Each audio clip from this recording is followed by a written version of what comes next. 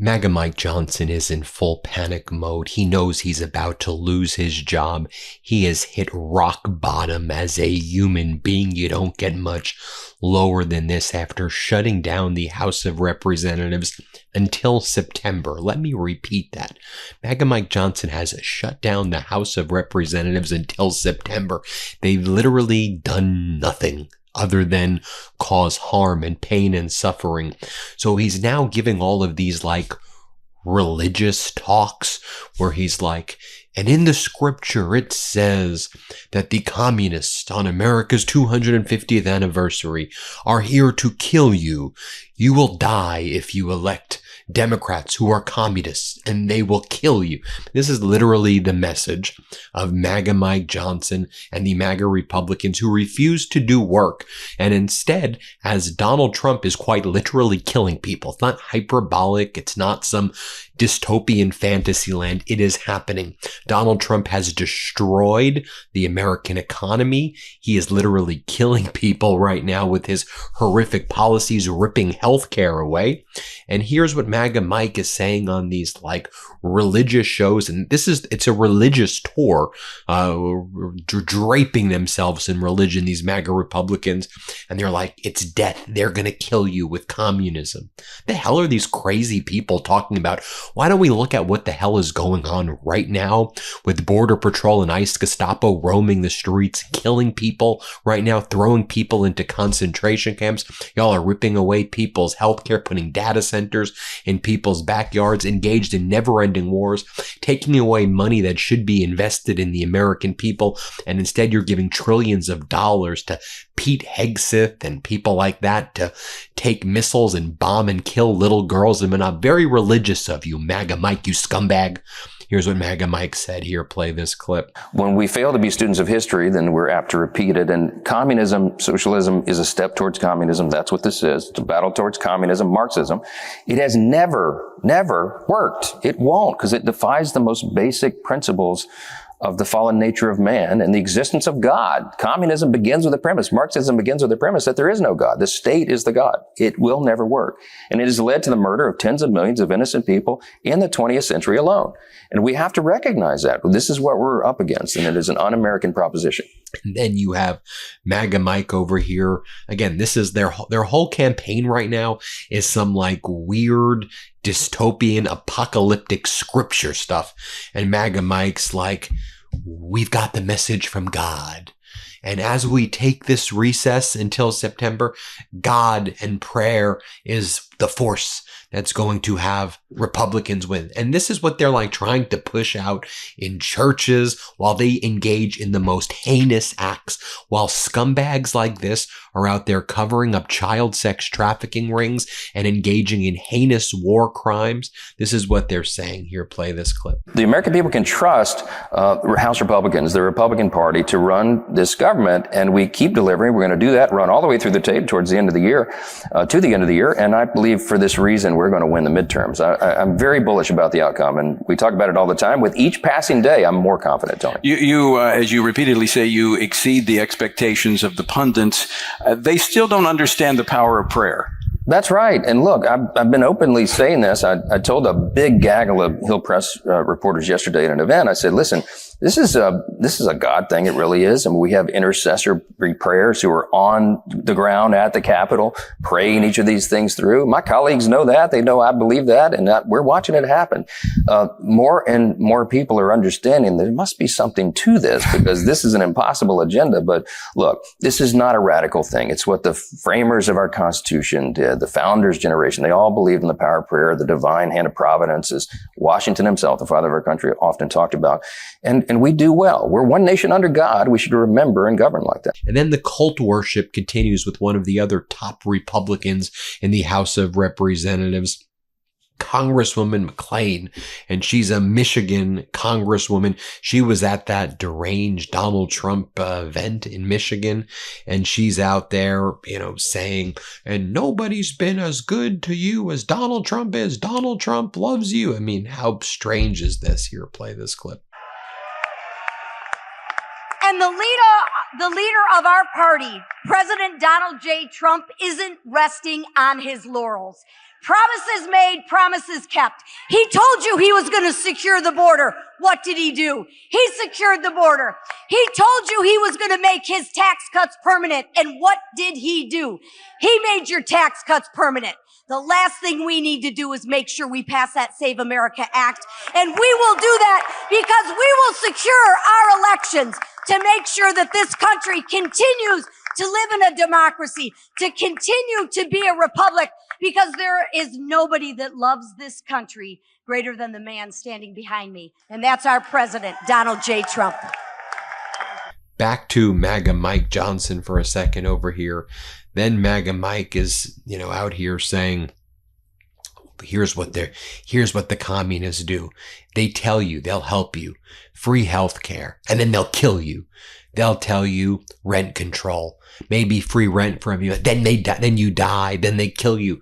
Again, this is what they're running on. This is the fear mongering that they're running. By the way, they used to run on, we're going to be the ones who uncover the secret pedo cabal, until it became clear that they're the ones covering up the pedo cabal. So now they've moved on. It's communism. It's communism. That's the boogeyman. The communists are eating your cats and your dogs, and pay attention to that versus the fact that Donald Trump is literally behaving like a communist right now. He's taken control over companies and put it in his own hands, taking billions of dollars he works with the Maduro regime, through Delcy Rodriguez. He takes away billions of dollars in purported oil money. Who the hell even knows where that's going?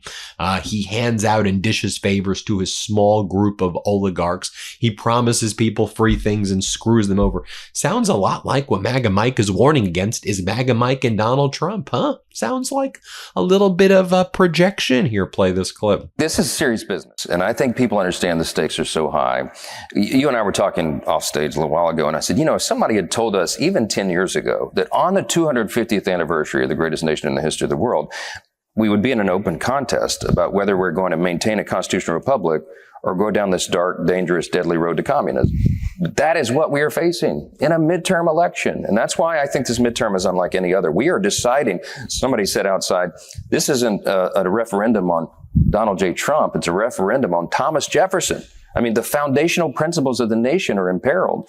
And you have a rising number of barbarians who are coming up through the primary system in the Democrat primaries. And they're going to win these seats because these are in deep blue seats. By my count, we're up to, I think, 29 of these people, okay? And they espouse crazy, radical, un-American views. They want no borders. They want no prisons. They want to eliminate entire institutions like the U.S. Supreme Court. They want to remove the presidency. They want to pack the Supreme Court. They think the House itself should run the whole government, which, by the way, they want to assume all the power control over production. And it's madness. And there's a bunch of them coming up through the system. I will be administering the oath to people who have open disdain for the founding principles of their country. It's an unprecedented time. And so I'm telling you, people who love America and common sense have to get off of their good intentions right now and get engaged. Your neighbors, your family, your friends at church, everybody needs to understand this one's for all the marbles, and we are not overstating that. It's not campaign rhetoric.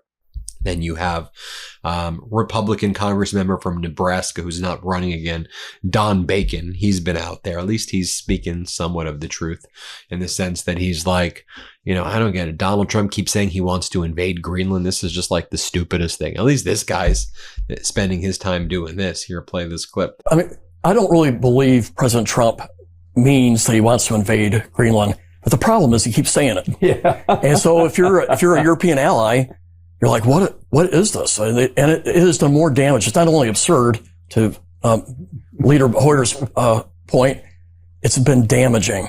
I know a lot of prime ministers and presidents in Europe, and I know a lot of their defense ministers, their foreign ministers.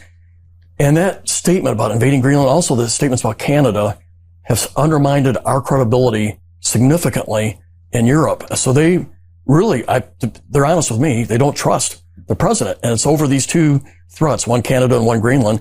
And to Steny point, Denmark has been a model ally.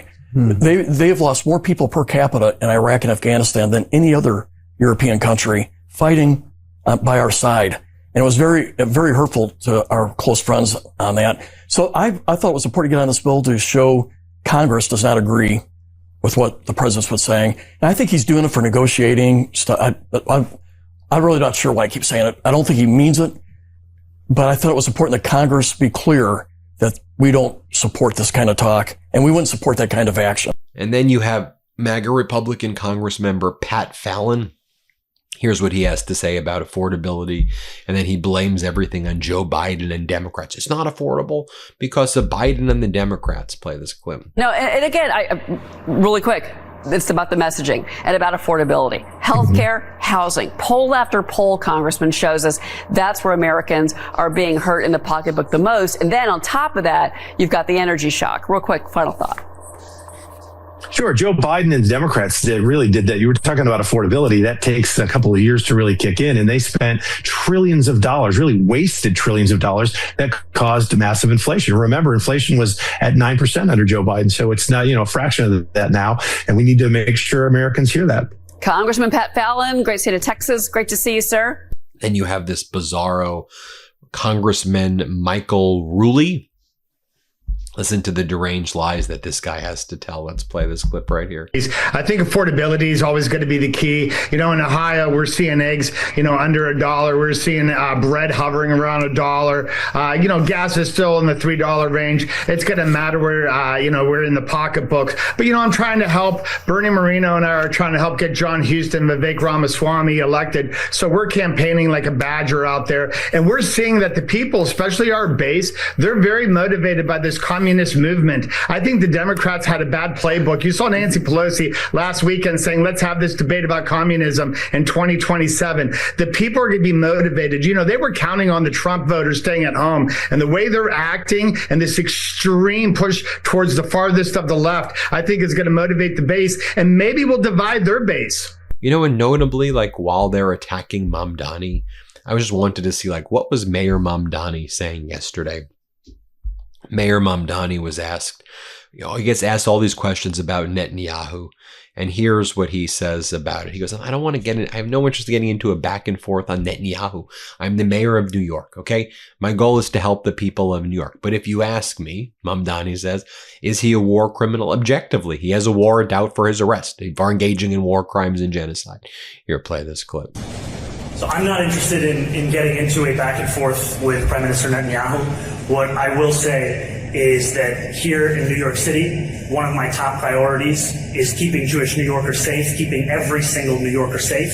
And we know that while Jewish New Yorkers comprise a minority of all New Yorkers, they comprise a majority of the victims of all hate crimes. And it is unacceptable. Now, here's what Mamdani was asked a question about people who don't want him at 9/11 memorial services. These are the types of questions that he gets asked. Here, play this clip. A number of people who are survivors of 9/11 are calling on you not to go to 9/11 memorial services. I wonder how you feel about the fact that they're trying to keep you away. I will proudly honor the families, the survivors, the first responders forever impacted by that horrific terror attack, by standing alongside them at this year's 9/11 commemoration, reaffirming that we will never forget the solemn day felt by all of us who call this city home, and frankly, by all of us who call this country home. And then more from Mamdani right here when he's asked another question about Netanyahu, because that's apparently all the questions that he gets asked. Here, let's play it. Do you take those concerns to heart, and what is your plan to bring down those temperatures?